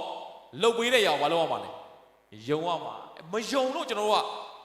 ဖယားလှုပ်ထားပေးတဲ့အရာကိုဘာလုပ်အောင်မလဲယုံအောင်မယ်ဒီမှာရှင်းညီကောင်မတော်ရောက်စီတိုင်းယေရှုခရစ်တော်ဖယားခရိယန်နဲ့ပဲဆိုင်တဲ့ဖယားမဟုတ်ပါဘူးသင်ယုံရင်သင်လည်းလွတ်တယ်သင်ယုံရင်သင်လည်းလွတ်တယ်ဘာလို့ဖယားကလူစီကယုံကြည်ခြင်းကိုတောင်းဆိုရတာလဲကျွန်တော်ပြောပြမယ်နော်ယေရှုလက်ဝါးကိုင်းမှာအသေးခံတာခရိယန်တွေတော့ပဲမဟုတ်ယုံတဲ့သူတော့ပဲမဟုတ်မယုံတဲ့သူတော့လည်းပါယုံတဲ့သူတော့လည်းယေရှုသေခံတယ်မယုံတဲ့သူတော့လည်းယေရှုဘာဖြစ်လို့ဆိုဤလောကဤတလောကလုံးရဲ့အပြစ်ကိုဆောင်သွားသောဖယားသခင်ဤတိုးတငယ်တလောကလုံးရဲ့အပြစ်ကိုဘယ်သူဆောင်သွားလဲယေရှုဆောင်သွားတယ်သင်ယုံလဲယေရှုကသင်တို့အပြစ်လွတ်ပေးပြီးသွားပြီမယုံလဲအပြစ်လွတ်ပေးပြီးသွားပြီတို့ရာတွင်အဲ့ဒီယေရှုအပြစ်လွတ်ပေးတယ်ဆိုတော့အကျိုးကျေးဇူးကိုတော့ယုံတဲ့သူပဲခံစားရတယ်မယုံတဲ့သူကမခံစားရအောင်ဘာဖြစ်လို့ဘုရားကယုံဖို့အတွက်လူစီကတောင်းဆိုရတာလဲကဘာဦးမှာခုနအဖြစ်ပြပြန်ကြည့်ပါဦးရင်လည်းမှာပါရှိလဲအပင်ရှိတယ်အဲ့ဒီအပင်ရဲ့နာမည်ကကောင်းမကောင်းသိကျွမ်းရမယ်ဘုရားကမစားနဲ့စားသောနေ့မှာဧကံမန်သိမယ်လို့ပြောတယ်စာတန်ကလာပြောတယ်မွေထဲမှာဝင်ပြီးတော့စာတန်ကအာရနဲ့အေးဝါကိုလာပြောတယ်စားတယ်မသိဘူးတဲ့ဖယားကသိမယ်ပြောတယ်စာတန်ကမသိဘူးပြောတယ်လူကဘယ်စကားသွားယုံလဲစာတန်စကားသွားယုံပြီးတော့စားလိုက်တဲ့ခါမှာအပြစ်ဝင်သွားတယ်အဲ့ဒီအပြစ်ကြောင့်ဒုက္ခဆင်းရဲခြင်းပင်ပန်းခြင်းဝမ်းနည်းခြင်းညီးတွားခြင်းစိတ်ပြတ်ခြင်းအိုခြင်းနာခြင်းနောက်ဆုံးသိခြင်းကိုခံရတယ်အဲ့ဒါတွေကိုဖယားကမခံစေခြင်းဘူးလူကိုလွတ်မြောက်စေခြင်းနဲ့အဲ့ဒီဒုက္ခဆင်းရဲခြင်းတွေကလွတ်မြောက်ဖို့ရန်အတွက်ယေရှုကဖယားအဖြစ်ကနေလူရဲ့ခန္ဓာကိုယ်ကိုယူဆောင်ပြီးတော့သင်နဲ့ကျွန်တော်အဖြစ်တော့လက်ဝါးကတိုင်းမှာအသေးခံရခြင်းဖြစ်ပါတယ်ဒါကြောင့်ကဘာဦးမှာလူကဖယားစကားကိုမယုံမဲစာတန်စကားကိုယုံလိုက်တဲ့အတွက်ကြောင့်အပြစ်ဝင်သွားတယ်အခုဖယားကပြန်လုပ်ပေးမယ်ကျွန်တော်အပြစ်တော်ပေါ်မှာအသေးခံလဲလက်ဝါးကတိုင်းမှာအသေးခံပေးအကုန်ပြန်လုပ်ပေးတယ်နော်အပြစ်ကနေလွတ်ဖို့အတွက်ယေရှုကကောင်းကင်ကဆင်းလာပြီးတော့အကုန်ပြန်လုပ်ပေးတယ်ဒါပေမဲ့မင်းဘက်ကတော့ဘာလုပ်ရမလဲဖယားလုပ်ပေးတယ်ဆိုတာဘာလုပ်ဖို့လို့လဲယုံဖို့လို့လေကဘာဦးမှာမယုံလို့အပြစ်ဝင်လာသလိုယေရှုလုပ်ပေးတာကိုယုံလိုက်တာနဲ့သင်ကအပြစ်ကနေလွတ်ပြီးအဲ့ဒီအပြစ်လေးတစ်ခုလွတ်သွားလိုက်ဆင်းရဲဒုက္ခအလုံးလွတ်တယ်ဘာဖြစ်လို့လဲအဲ့ဒီဆင်းရဲဒုက္ခပြဿနာစစ်ပွဲဒုက္ခအခက်ခဲအားလုံးရဲ့အရင်းမြစ်ကဘယ်ကလာလဲအပြစ်ကလာအဲ့ဒီအပြစ်တစ်ချက်ကိုယေရှုကဖြေရှင်းပေးလိုက်တာအားလုံးလွတ်တယ်သင်ယုံရင်သင်အသက်တာထဲမှာအကျိုးဖြစ်မှာဖြစ်တယ်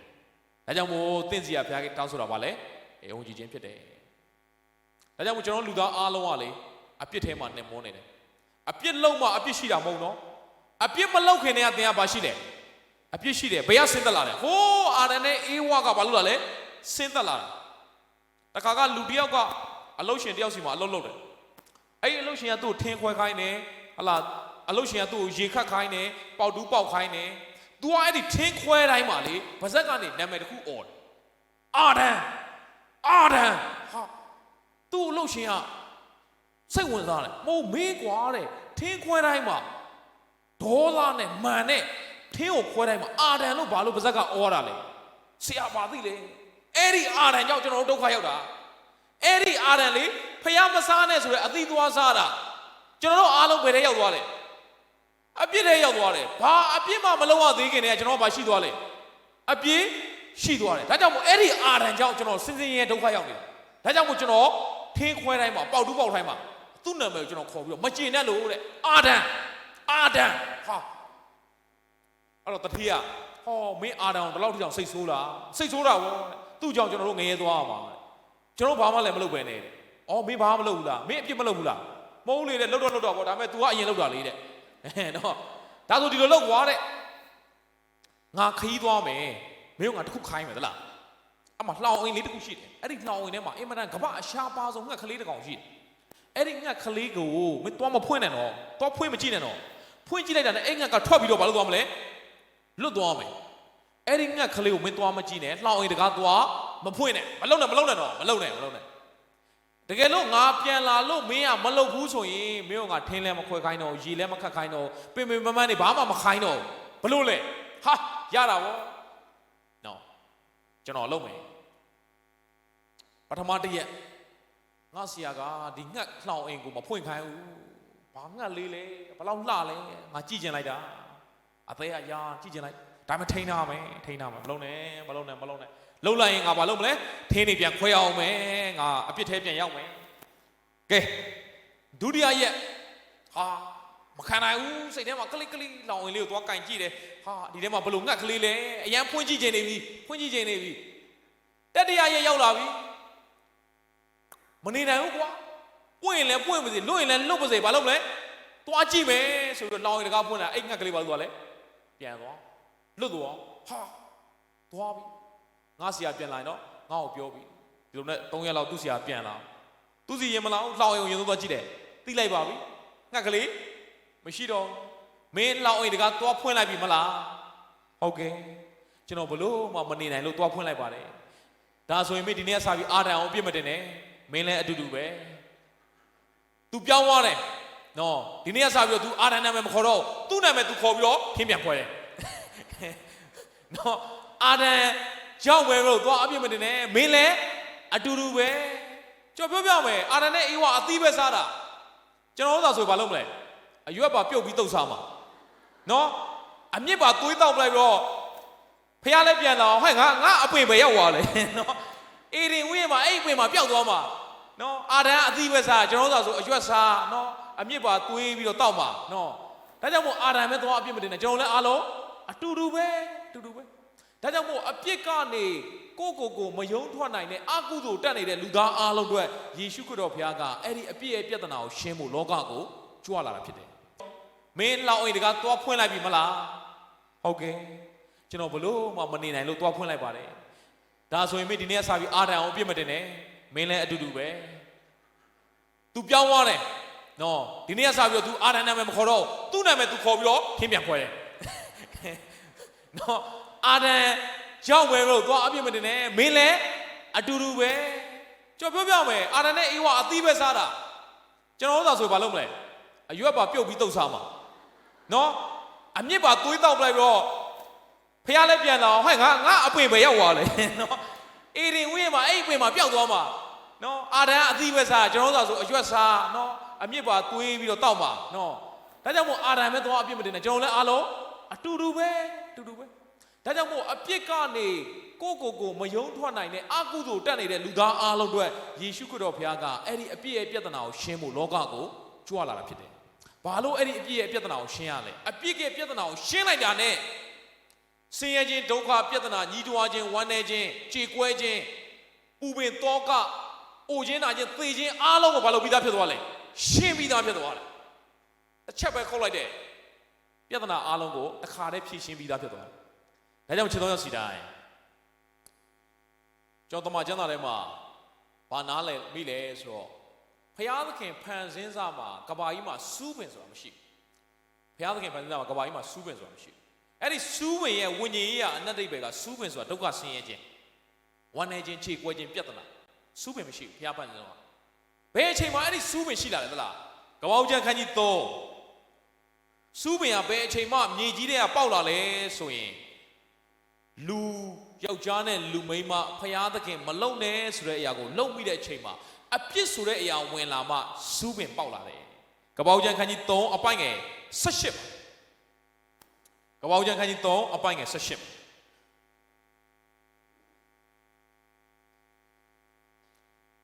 ကဘာကြီးပေါ်မှာဖျားဖန်ဆင်းစားတော့ကစူးပင်မရှိဘူးတဲ့နော်စူးပင်ကအဲ့ဒီအပြစ်တရားရဲ့နောက်ဆက်တွဲဖြစ်တယ်နော်ရိုးရိုးကြည့်တော့စူးပင်ပဲအော်ဒီမှာလာပြီနော်စူးပင်အမျိုးမျိုးတို့ကိုလည်းသင်ဖို့မြေပေါက်စေပြီမြေကြီးတွေနေတဲ့စူးပင်တွေကိုငါအခုပေါက်စေတော့မယ်တဲ့ဒါဆိုရင်ဒီကျမ်းစာကိုကြည့်ခြင်းအပြင်ငကိုကကဘာကြီးမှာဘာမရှိဘူးစူးပင်မရှိဘူးစူးပင်ရဲ့အနတ်တိတ်တွေကဒုက္ခဆင်းရဲခြင်းလို့ပုံဆောင်ပါတယ်ဒုက္ခဆင်းရဲခြင်းပင်ပန်းခြင်းဝမ်းနည်းခြင်းငိုကြွေးခြင်းပြဿနာတွေလောကရန်တရားတွေအဲ့ဒါအားလုံးကစူးပင်ပဲအဲ့ဒီအပြည့်ရဲ့နောက်ဆက်တွဲမှာအဲ့ဒီစူးပင်တွေသင်ခံစားရတော့မယ်သင်ကြုံတွေ့ရတော့မယ်ဒါကြောင့်မို့ယေရှုသည်လောကကိုလာတာယောဂတစ်ခုလေးကိုပျောက်စေဖို့မဟုတ်ဘူးသင်ရဲ့အသက်တာထဲမှာအကျွေးလေးတွေကြည်ဖို့ပဲမဟုတ်ဘူးသင်ဘဝတစ်ခုလုံးအဲ့ဒီစူးပင်ရဲ့အန္တရာယ်ကနေလွတ်မြောက်ဖို့ဖြစ်တယ်ဒါကြောင့်မို့စူးပင်ကအပြစ်တရားကြောင့်ဖြစ်လာတယ်အဲ့ဒီစူးပင်ဘယ်ရောက်သွားလဲယေရှုရှင်းပေးလိုက်ပြီသခင်ယေရှုလက်ဝါးကတိုင်မှာအသေးခံတဲ့အခါမှာတခုသတိထားမိလားမသိတချို့လဲသခင်ယေရှုရုပ်ရှင်တွေပါကြည့်ဘူးမယ်သခင်ယေရှုရဲ့နော်တတ်တော်စင်တွေပါကြည့်ဘူးရင်လက်ဝါးကတိုင်မှာယေရှုကရာနီကုန်းမှာလက်ဝါးကတိုင်မှာအသေးခံတဲ့အခါမှာခေါင်းပေါ်မှာဘာဆောင်းထားလဲစူးတရဘူးဆောင်းထားရမလားအဲ့ဒီကဘာဦးကစူးပင်ဒုက္ခဆင်းရဲခြင်းကဘသူ့ပေါ်ရောက်သွားလဲယေရှုပေါ်ရောက်သွားတယ်ယေရှုကအဲ့ဒီစူးပင်အားလုံးမလုပ်လိုက်လေဖြည့်ရှင်းပေးလိုက်ဓမ္မသခင်လေးတစ်ပုဒ်ရှိတယ်နောက်အပြစ်ဒုက္ခမပွားစူးပင်မနှောက်ယှက်ပြီနောက်မှာတဲ့အပြစ်တရားကသင်ကိုဒုက္ခပေးလို့အပြစ်ကြောင့်ဒုက္ခမရောက်တော့ဘူးတဲ့ဒုက္ခမပွားတော့ဘူးတဲ့စူးပင်မနှောက်ယှက်ပြီစူးပင်ကသင်ကိုနှောက်ယှက်လို့ရသေးလားမရစူးပင်ဆိုတာဘာလဲဒုက္ခဆင်းရဲခြင်းတွေပြဿနာတွေစာဝတ်နေရေးတွေအခက်ခဲတွေအကျွေးမြီတွေကြံယောဂါတွေအဲ့ဒါတွေကသင်ကိုနှောက်ယှက်လို့မရတော့ဘူးတဲ့နောက်အပြစ်ဒုက္ခမပွားစူးပင်မနှောက်ယှက်ပြီဘာလို့လဲအဲ့ဒီစူးပင်ကိုယေရှုကခေါင်းပေါ်မှာစူးတရဘူးဆောင်းပြီးတော့လက်ဝါးကတိုင်မှာအသေးခံလိုက်တယ်သင်နဲ့ကျွန်တော်ခံရမယ့်စူးပင်တွေအားလုံးဘယ်သူခံသွားလဲယေရှုခံသွားတယ်ကျွန်တော်ခံစရာမလိုတော့နောက်အပြစ်ဒုက္ခမပွားစူးပင်မနှောက်ယှက်ပြီဒီနေရာမှာနားလည်ဖို့တစ်ခုလေးပြောပြမယ်ယေရှုကစူးပင်တွေကိုယူသွားတဲ့အတွက်ကြောင့်ငါတို့ဘာယောဂမှမဖြစ်တော့ဘာဒုက္ခမှမကြုံတော့ no အဲ့လိုမဟုတ်ဘူးနော်နားလည်မှုမလွဲနဲ့နားလည်မှုမလွဲခန္ဓာရှိသူရဲ့ဒုက္ခဆိုတာရှိတယ်ဒါပေမဲ့အဲ့ဒီဒုက္ခကကိုယ့်အတွက်ဒုက္ခမဟုတ်တော့တဲ့အရာမျိုးဖခင်ကပြင်ဆင်ထားတယ်အောစရာကြီးနော်အောစရာကြီးဒုက္ခကကိုယ့်အတွက်ဒုက္ခမဟုတ်တော့ဘာပြဿနာလာအဲ့ဒီပြဿနာထဲမှာငြိမ်းအေးနေတဲ့အတ္တတာမျိုးအဲ့ဒီပြဿနာကကိုယ့်ကိုဖိစီးနှိပ်စက်လို့မရတဲ့ဘဝမျိုးအဲ့ဒီလိုပိုင်ဆိုင်မှုအတွက်ယေရှုကလောကကိုလာတာဖြစ်တယ်ဒါကြောင့်မို့နောက်အပြစ်ဒုက္ခမပွားစူးပင်မရှိတော့ဘူးလို့ပြောလားမနှောက်ယှက်တော့ဘူးလို့ပြောလားမရှိတော့ဘူးလို့မပြောတော့လောကဖြစ်သောကြောင့်ဒုက္ခဆင်းရဲခြင်းဆိုတာရှိလားမရှိလားရှိပါတယ်အဲ့ဒီရှိနေတဲ့ဒုက္ခဆင်းရဲခြင်းကသင်ကိုနှောက်ယှက်လို့ရလားမရတော့ဘူးအကျိုးတွေကသင်ကိုနှောက်ယှက်လို့မရတော့စိတ်ဆင်းရဲစရာတွေကသင်ကိုနှောက်ယှက်လို့မရတော့ပင်ပန်းခြင်းတွေကသင်ကိုမပင်ပန်းစေတော့ပင်ပန်းခြင်းမရှိတော့မဟုတ်တော့မပင်ပန်းစေတော့အဲ့ဒါကြီးဒုက္ခတွေကရှိအောင်ပါပဲလောကမှာဒါပေမဲ့အဲ့ဒီဒုက္ခတွေကသင်တို့ဒုက္ခဟုတ်သေးလားဘာနဲ့တူလဲသလားယေရမိ7ခွန်မှာအပိုင်းငယ်9မှာဘယ်လိုရေးလဲဆိုရင်တော့ဖယားကိုကိုးစားတဲ့သူအားတဲ့မျက်နှာမှာစိုက်တဲ့သစ်ပင်လိုပဲဖယားကိုကိုးစားတဲ့သူကကောင်းကြီးမင်္ဂလာခံတယ်ယေရမိအနာဂတ်ကျမ်းခန်းကြီး7ခွန်အပိုင်းငယ်6ခုမှာအဲ့ဒီ9တစ်ပိုက်မှာကျွန်တော်အင်မတန်သဘောကျတဲ့စာကြောင်းလေးတစ်ကြောင်းရှိတယ်ဖယားကိုကိုးစားတဲ့သူတဲ့ဖယားကိုယုံကြည်တဲ့သူယေရှုကငါအပြစ်အတွက်လက်ဝါးကတိုင်းမှာဆက်ပေးပြီးသွားပြီအပြစ်ရဲ့ပြဿနာကိုဖြေရှင်းပြီးသွားပြီအပြစ်ရဲ့နောက်ဆက်တွဲအိုခြင်းနာခြင်းသေခြင်းဒုက္ခဆင်းရဲခြင်းအားလုံးယေရှုယူသွားပြီငါ့ကိုဘယ်ရာကမှနှောက်ယှက်လို့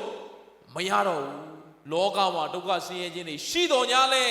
အဲ့ဒီဒုက္ခကငါ့အတွက်ဒုက္ခမဟုတ်တော့ဘူးဟာအဲ့ဒီຢာကြီးကိုဘုရားကကျွန်တော်ဖွင့်ပြထာဝရဘုရားကိုကိုးစားတော်သူထာဝရဘုရားသည်မိမိကိုးစားရာအကြောင်းဖြစ်စေတော်သူသည်ကောင်းကြီးမြင်္ဂလာကိုခံအပ်တော်သူဖြစ်တယ်ကြည်စံ ခုနဓမ္မသချင်းလေးကျွန်တော်ပြန်ရွတ်ပြမယ်နော်နောက်အပြည့်ဒုက္ခမပွားစူးပင်မနှောက်ရှက်ပြီနောက်တစ်ကြောင်းဘယ်လိုလဲအမြင်ကလာမှာမြင်ကလာတို့ထုတ်ဖော်အောင်ဖခင်ကလောကကိုကြွားလာတယ်ငါကတော့ကျွန်တော်အမြင်လားအကုသိုလ်တွေတက်နေတာအဲ့ဒီအပြစ်ကြောင့်ပတ်စံရှိလဲဒုက္ခပဲမရှိလဲဒုက္ခပဲအဲ့ဒီအပြစ်ကြောင့်စားစရာရှိလဲဒုက္ခပဲစားစရာမရှိလဲဒုက္ခပဲအဲ့ဒီအပြစ်ကြောင့်ယောဂရှိလဲဒုက္ခပဲယောဂမရှိလဲဒုက္ခပဲအဲ့ဒီအပြစ်ရဲ့ပြဿနာကိုဘယ်သူကဖြေရှင်းလိုက်လဲအပြစ်မှကေချွတ်မိသူယေရှုကလက်ဝါးကနိုင်မှာမလုပ်လိုက်ပြီလေဖြေရှင်းလိုက်ပြီကဘာဦးမှာပေါက်တဲ့စူးပင်တွေအားလုံးယေရှုခေါင်းပေါ်မှာတင်ပြီးတော့အသေးခံပြီးသွားပြီနောက်အပြစ်ဒုက္ခမပွားစူးပင်မနှောက်ရှက်တော့ဘူးစူးပင်မနှောက်ရှက်တော့ဘူးဆိုတာကစူးပင်မရှိတော့တာကိုပြောတာမဟုတ်ဘူးဒုက္ခတွေလောကမှာဘာမှမကြုံရတော့ဘူးလို့ပြောတာမဟုတ်ဘူးကြုံရတော့များလဲဒုက္ခကဒုက္ခမဟုတ်တော့ဘူးသင်အတွက်ဒုက္ခကဒုက္ခမဟုတ်တော့အဲ့ဒီအရာကိုခုနကယေရမိ7:9ကိုသွားမယ်အဲ့ဒီ9မှာစာကြောင်းလေးတစ်ကြောင်းရှိတယ်အယံခွန်အားရတယ်အဲ့ဒီစာကြောင်းလေးရယေရမိနာဂတိကျမ်းအခန်းကြီး7အပိုင်ငယ်9မှာဖျားကိုကိုးစားတော်သူဟာကောင်းကြီးမြင်္ဂလာကိုခံအပ်တော်သူတဲ့အဲ့ဒီလိုလူကဘာနဲ့တူလဲဆိုတဲ့ဥပမာလေးကိုပေးထားတယ်ဘာနဲ့တူလဲခုနဆိုတော့ရှစ်ကိုသွားမယ်နော်ဘာနဲ့တူလဲထိုသူဒီကလာပြီအဲ့ဒီဖျားကိုးစားယုံကြည်တဲ့သူလက်ဝါးကတိုင်းမှာအသေးခံသွားတဲ့ယေရှုခရစ်တော်ဖျားခရစ်ယာန်ရဲ့ဖျားမဟုတ်ဘူးလူသားအားလုံးကိုကယ်တဲ့ဖျားကိုကိုးစားယုံကြည်တော်သူကယေရှိသောအရ၌စိုက်၍မျက်နာမှာအမြင့်ဖြာသဖြင့်ပူသောရှိန်ရောက်ကြောင်းကိုမသိဒီကျမ်းမိုက်ခဏထိုးထားပြီနော်ယေရှိသောအရမှာဘာလို့လဲစိုက်တယ်အဲ့ဒီသစ်ပင်တပင်နဲ့တူတယ်အဲ့ဒီအပင်ကတဲ့မြစ်ချောင်းသားဘေးမှာအပင်တပင်ပေါ့အဲ့ဒီအပင်တပင်ကသူ့ရဲ့အမြစ်တွေကဟိုးမြစ်ထဲကရေနဲ့သွားပြီးတော့ထိနေတဲ့အခါမှာအဲ့ဒီအပင်ကပူသောအရှိန်ရောက်ကြောင်းကိုမသိအဲ့ဒီစကားလုံးလေးကျွန်တော်ရန်သဘောကြတာပူသောအရှိန်ရောက်ကြောင်းကိုအဲ့ဒီအပင်ကနေပူလားကျွန်တော်မေးမယ်နေပူလားနေပူတယ်ခံရလားခံရတယ်နေရကွက်မှမပူတာအားလုံးပူတာပဲအဲ့ဒီအပင်လည်းနေပူတယ်ခံရတယ်တခြားအပင်လည်းနေပူတယ်ခံရဒါပေမဲ့အဲ့ဒီအပင်ကတဲ့ပူသောအရှိန်ရောက်ကြောင်းကိုမသိယေရှုခရစ်တော်ဘုရားကိုသင်နှလုံးသားထဲမှာယုံကြည်လက်ခံလိုက်ရင်လေတခြားလူတွေလည်းဒုက္ခသင်လည်းဒုက္ခကြုံရတာပဲတခြားလူတွေလည်းပြဿနာကြုံရတယ်သင်လည်းပြဿနာကြုံရတယ်ဒါပေမဲ့သင်အတွက်ကတော့ပြဿနာမဟုတ်တော့ဘူးတဲ့ဒုက္ခကဒုက္ခပူသောအရှိန်ရောက်ကြောင်းကိုအပူရှိန်မခံရတာမဟုတ်တော့အပူရှိန်မရောက်တာမဟုတ်တော့ရောက်ကြောင်းကိုဟာပူလို့ပူနေမှမသိဘာလို့ပူလို့ပူနေမှမသိတာလဲအမြစ်ကဘာမှရှိနေတယ်ရေနဲ့ဘာလို့နေလဲထိစပ်နေတော့ကြောင့်ဖြစ်တယ်အဲ့ဒီမြစ်ကတော့ယေရှုခရစ်တော်ပဲဖြစ်တယ်မြစ်တစ်မြစ်ရှိသေးထိုမြစ်ရည်သည်စီး၍အမြင့်ဆုံးသောဘုရားတန်ရှင်းသောမြို့တော်ကိုဘာလို့လဲရွှင်လန်းစေတယ်အဲ့ဒီမြစ်ကယေရှုပဲတဲ့ယေရှုနဲ့အမြဲတမ်းအချိတ်ဆက်ရှိနေတဲ့သူကပူသောအချိန်ရောက်ကြောင်းကိုမသိအရွက်ဘာမလုပ်လဲအရွက်မညှိုးနှောင်းအမြဲတမ်းလန်းဆန်းနေလိမ့်မယ်ပြဿနာတွေအခက်အခဲတွေဒုက္ခတွေနိုင်ငံရေးလူမှုရေးစီးပွားရေးတွေဘလို့အခြေအနေပဲရှိပါစေအမြဲတမ်းလန်းဆန်းနေတဲ့အတ္တတာပြဿနာတွေရှိတော့ညာလဲပြဿနာတွေကြားထဲမှာငြိမ်းအေးနေတော့အတ္တတာဘာလို့လဲရေရှိသောအရက်မှာစိုက်တဲ့အတွက်ကြောင့်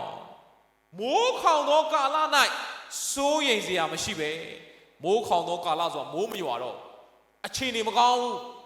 ရေမရှိတော့သူ့အတွက်ရေမရတော့ဒါပေမဲ့သူ့အတွက်ရေရပူစရာလို့လားအရင်မြစ်ကရေတောက်မြစ်နဲ့ဘာလုပ်နေလားထိစပ်နေသောကြောင့်အမြစ်တွေအပင်ရဲ့အမြစ်တွေကမြစ်ထဲကရေနဲ့ထိစပ်နေသောကြောင့်မိုးခေါင်တဲ့အခြေအနေမကောင်းတဲ့ကာလ၌ပင်စိုးရိမ်စရာအကြောင်းမရှိပါဘူးယေရှုခရစ်တော်ကိုအသက်တာထဲမှာနေရာပေးထားပြီးတော့အဲ့ဒီယေရှုနဲ့အဆက်ရသောသူကမိုးခေါင်သောကာလအခြေအနေတွေမကောင်းတဲ့ကာလ၌ပင်လေစိုးရိမ်စရာအကြောင်းမရှိပါဘူးမိတ်ဆွေအစဉ်အမြဲအသီးကိုသီးတတ်သောအစဉ်အမြဲအသီးကိုသီးတတ်ဆိုပါလေသလားသူ့အသက်တာကြည့်လိုက်အမြဲတမ်းချစ်ချင်းမြတ်တာနဲ့နှိမ်ချခြင်းနဲ့အသီးသီးတယ်ဆိုတာကသူများတွေစားသုံးဖို့ဖြစ်တယ်သူ့အသက်တာကိုကြည့်လိုက်တာနဲ့သူများတွေကခွန်အားရတယ် နော်ကျွန်တော်တို့ကိုကြည့်ပြီးတော့သူများတွေကစိတ်ဆင်းရဲသွားလားနော်ကျွန်တော်တို့ကိုကြည့်ပြီးတော့လေလူတွေကဟာရရှိလာတဲ့ခွန်အားတော်မှာပြန်ပြုတ်ကျသွားပြန်ကောက်တင်ရနော်ကျွန်တော်မျက်နှာကြည့်ပြီးတော့နော်ဒါကြောင့်မို့သင်ကိုကြည့်ပြီးလူတွေကဝမ်းမြောက်ရဲ့လားသင်ကိုကြည့်ပြီးလူတွေက